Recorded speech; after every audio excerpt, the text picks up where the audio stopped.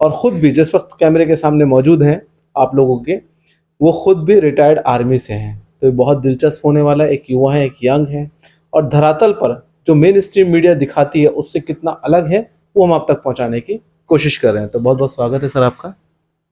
आपको भी बहुत बहुत धन्यवाद। SBN 247 सबका भारत न्यूज़ को मैं कौरा पंचायत की तरफ से बहुत बहुत स्वागत करता हूं। आपको बहुत बहुत शुक्रिया। सर, जैसे कि हमें जानकारी है कि आप रिटायर्ड आर्मी से हैं, तो मैं पहला सवाल उसी से करूंगा। सर, जिस वक्त आप वर्किंग थे और आफ्टर रिटायरमेंट आज जो एक अग्निवीर योजना चल रही है, आपकी जॉब में और आज की अग्निवीर योजना में क्या डिफरेंसेस है, और उसके बावजूद भी अग्निवीर के लिए भी लगातार हजारों लाखों की संख्या में आज नौजवान देश का जा रहा है, उसके पीछे क्या वजह, जबकि इसका बहुत विरोध हुआ था? जी, तो इस योजना, देखिए कोई भी योजना होता है उसका अपना एक लक्ष्य होता है।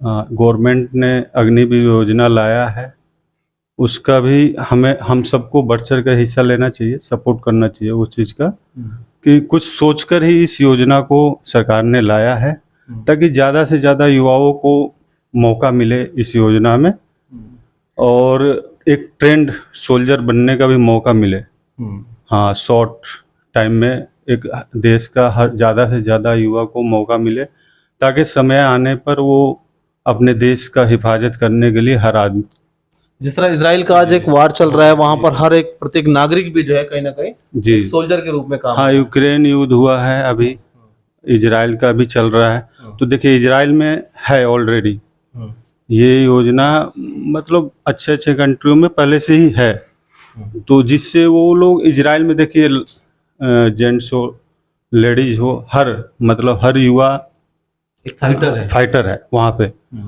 तो ये प्लान बहुत अच्छा है, इसका मैं समर्थन करता हूँ, और मैं अपने युवा भाइयों को चाहता हूँ कि इसमें ज़्यादा से ज़्यादा आप लोग जाइए, आप खुद भी ट्रेंड होइए अपने देश। मुझे एक और नई चीज भी सामने आई है कि कहीं ना कहीं अभी गवर्नमेंट ने ये भी कर दिया है कि जो युवा वहां से आएंगे 4 साल पूरा करके, उनको कहीं ना कहीं 25% गवर्नमेंट जॉब में जो है रखा जाएगा। जी, सरकार उनको फैसिलिटी दे रही है, हर जॉब में उनको मौका मिलेगा।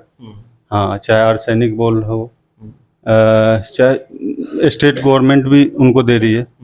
अच्छा सर, आपका घराना जो है कहीं ना कहीं अलायंस में रहा है, तो जैसे कि आपके ख़ानदान के लोग कुछ अलायंस में रहे हैं, तो ऐसे में आप अलायंस को कैसे देखते हैं और इस पर आपकी क्या टिप्पणी है? बहुत अच्छा लगा हम लोगों को ये, हाँ, इन सब चीज़ों में बहुत हमने कड़ी मेहनत और लगन के साथ हाँ अपनी देश का सेवा किया है, और हमारे घर के भी बाकी लोग भी हैं, वो भी अच्छे से पूरी ईमानदारी के साथ कर रहे हैं। और आज रिटायरमेंट आने के बाद भी हम सौभाग्य है, मेरी माताजी कौरा पंचायत की मुखिया हैं, तो उनके साथ आपको भी सौभाग्य प्राप्त होता है लोगों की सेवा के साथ जुड़ने का मौका मिला। लोगों का काम करने में बहुत सुकून मिलता है, संतुष्टि मिलता है, और ज़मीन पे हम ज़्यादा से ज़्यादा लोगों का मदद कर सके, यही हमारा सोच है।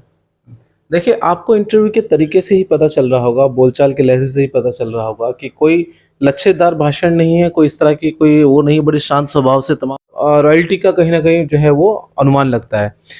मेरा अगला और अहम सवाल ये है कि एक सूत्रों से जानकारी हमें ये भी प्राप्त हुई, आज जहाँ पर और बिहार में खासकर छोटी से लेके बड़ी राजनीति तक ऐसा होता है कि पोलराइजेशन चरम सीमा पर है। अगर कहीं पर उसने चाहे 10 साल विकास ना कराया हो, 5 साल विकास ना कराया हो, लेकिन अगर वो पता चलता हो कि उसकी जाति का है तो इतना बहुत है उसके लिए।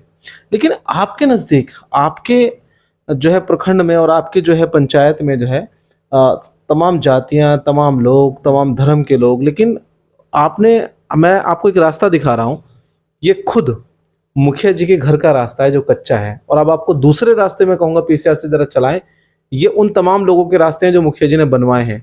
तो इतना बड़ा दिल कहाँ से लेकर आए सर आप? जरा इसके बारे में बताएं। जी देखिए, हमारा सोच यही है कि हम पहले अपने पंचायत का काम करें, अपने गांव का हर जो रास्ता है उसको सही करें, ताकि लोग ये ना बोले कि मुखिया जी अपना ही रास्ता चमका के रखे हैं, अपने घर का वो करके रखे हैं और दूसरी जगह काम नहीं हो रहा। तो हम जितनी भी दलित बस्ती हो, चाहे चाहे अल्पसंख्यक समाज का हो बस्ती, चाहे हरिजन टोला हो, चाहे जो जितना भी हो, हम हर जगह काम हम लोग पहले प्रायोरिटी में कर रहे हैं, ताकि ज़्यादा से ज़्यादा काम हो सके वहाँ पे गांव में, हमारे पंचायत में ज़्यादा से ज़्यादा काम हो। लोग ये ना बोले कि मतलब अपना कर लिए मुखिया जी और हमारा नहीं हुआ।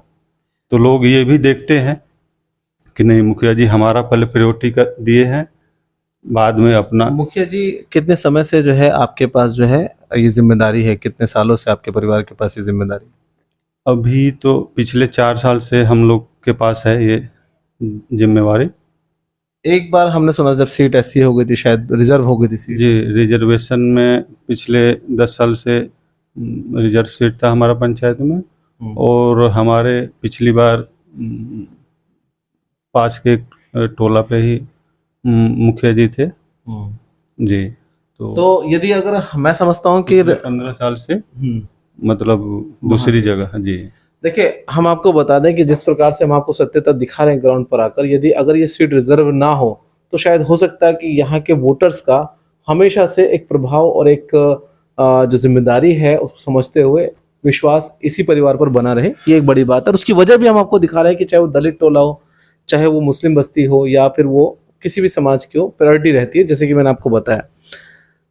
सर, पूरे हिंदुस्तान में कैसे देखते हैं कि आज जो है, जैसे कि मैंने आपसे कहा कि पोलराइजेशन के नाम पर जो है तमाम जो है मीडिया के अंदर, मेन स्ट्रीम मीडिया में भी पूरे दिन हिंदू मुस्लिम डिबेट चलती है, लेकिन आर्मी में भी जब आप रहे हैं उस वक्त भी कई नौजवान ऐसे होंगे आपके साथ कंधे से कंधा मिलाकर, जो एक साथ आपके साथ खाना खाते होंगे, एक साथ ट्रेनिंग देते होंगे। सर, याद आते हैं वो लम्हे?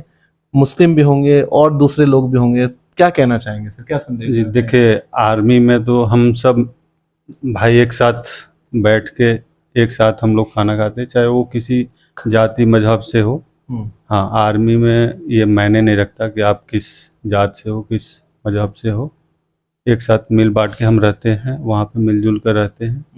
हाँ, और देश की सेवा में लगे रहते हैं।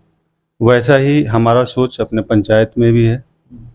हम सभी लोग मिलजुल के रहते हैं, हमारे पंचायत में खुशहाल पंचायत है हमारा, और लोगों का जितना हो सकता है हमारे से, हम लोग जितने लोग आते हैं अपना दिल से उनका मदद और सेवा का भाव रखते हैं और करते हैं उनको। सर, हमारे लाखों दर्शकों को क्या संदेश देना चाहोगे आर्मी से लेकर अपनी पंचायत तक, एक स्पेशल लेते हुए सर, क्या आखिरी संदेश देना चाहोगे? मैं अपने पूरे देश और समाज से यही बोलूँगा कि जात पात भेदभाव ये सब नहीं होना चाहिए, और हम सब मिल के एक खुशहाल जीवन हमें जीना चाहिए, और मिलजुल कर रहना चाहिए हमें एक दूसरे के साथ। बहुत बहुत धन्यवाद। तो देखिए, ये एक भले ही हमने शॉर्ट इंटरव्यू लिया है, लेकिन इन कम शब्दों में भी बहुत बड़ा संदेश है, क्योंकि खुद वो आर्मी से रिटायर्ड हैं, और जैसे कि बताया कि सब एक ही जगह बैठ के खाना खाते हैं, एक जैसी ट्रेनिंग होती है, एक जैसी तैयारियां होती हैं। तो हम यहाँ से क्यों ना सीखें, क्यों हम किसी अभी बिहार के अंदर चुनाव आएंगे, कोई आपको हिंदू एक है के नारे लगाएगा, कोई कहेगा कि हम यादव एक हैं, इस तरह के नारे लगाएगा, और आपको सिर्फ ये देखना है कि हमारे बच्चों का भविष्य किसके साथ है। हम किसी पार्टी का समर्थन नहीं करते, लेकिन हाँ, समर्थन करते हैं इंसानियत का, समर्थन करते हैं ऐसे वीर जवानों का जिन्होंने देश की सेवा करी, और हमारा सौभाग्य है कि हम इनको आप तक पहुंचा रहे हैं। और अब आपकी जिम्मेदारी है कि आप एक एक बिहार वासी के, एक एक देशवासी के मोबाइल तक इस खबर को पहुंचाएं। कैमरा पर्सन वसीम आलम के साथ मैं फुरकान।